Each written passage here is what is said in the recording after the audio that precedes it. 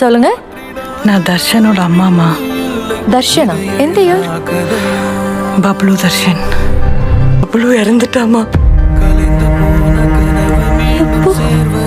இப்போதான் கொஞ்ச நேரத்துக்கு முன்னாடி. டாட்டோ நல்லா இருக்கா? நேற்று தான் போட்டேன்.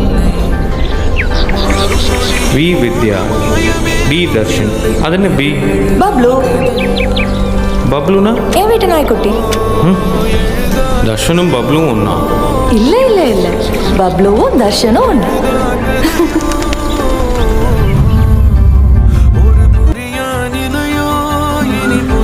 நான் இந்த உலகத்தை விட்டு போகிறப்ப எனக்கு பிடிச்சவங்க எல்லாரும் பக்கத்தில் இருக்கணுமா?